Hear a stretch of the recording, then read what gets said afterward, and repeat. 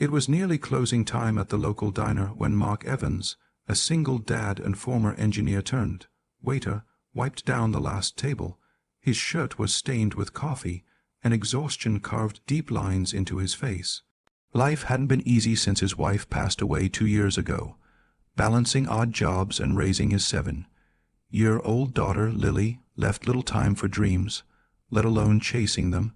But Mark had one rule: never compromise his dignity for a paycheck. As he turned to collect his apron, the door slammed open. A woman in a sleek navy suit stormed in. Her heels clicked like gunshots against the tile floor. "Are you Mark Evans?" she barked. Mark raised an eyebrow, unsure how to respond. "I'm Veronica Langford," she said, "CEO of Langford Technologies.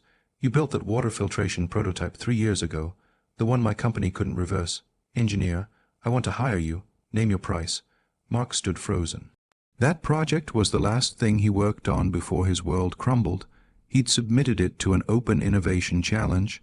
They rejected it without a word, and now this woman was shouting orders. "I'm flattered," Mark said, calmly folding his apron. "But I'm not interested in working for someone who didn't believe in me when it mattered."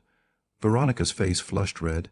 "Excuse me, I've got a daughter waiting at home," he added, "and I've learned not all success is worth chasing, especially if it costs your peace." Silence filled the room.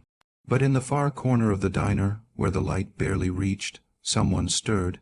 An elderly woman with silver hair and soft eyes stepped out from the shadows. She had been sitting quietly with a cup of tea the entire time. "Veronica," she said softly, "maybe you should sit down."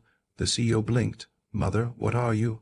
"I came to see the man my granddaughter Lily talks about," the older woman replied. "The one who fixed her science project when the teacher said it was too hard. The one who waited in the rain with her after school because her mom was stuck in a board meeting." Veronica's mouth opened slightly, stunned.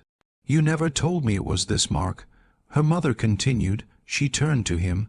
"Mr. Evans, I'm Eleanor Langford, and I've been listening."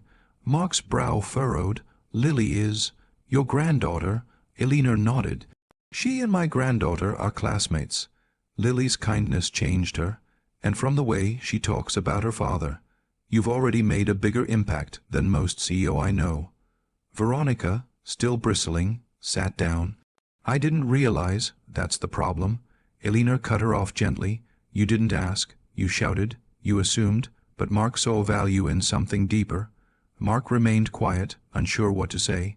After a long pause, Eleanor stood and walked to him. "You may have refused a job," she said, "but I'd like to offer something else, not as a CEO, but as a grandmother who believes in second chances.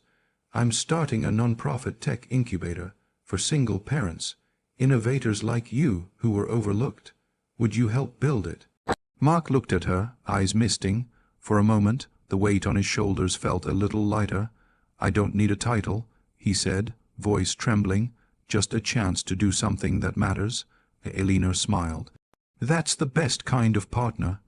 3 months later, Mark stood in a sunlit lab space, surrounded by other single parents and creators. Lily ran past him, laughing with Veronica's daughter. Across the room, Veronica, less polished, more present, offered coffee to a young mom sketching on a whiteboard. Sometimes, all it takes is one firm no to make room for the right yes. And sometimes, the quietest person in the room is the one who changes everything. Moral respect is more valuable than any paycheck, and true kindness never goes unnoticed.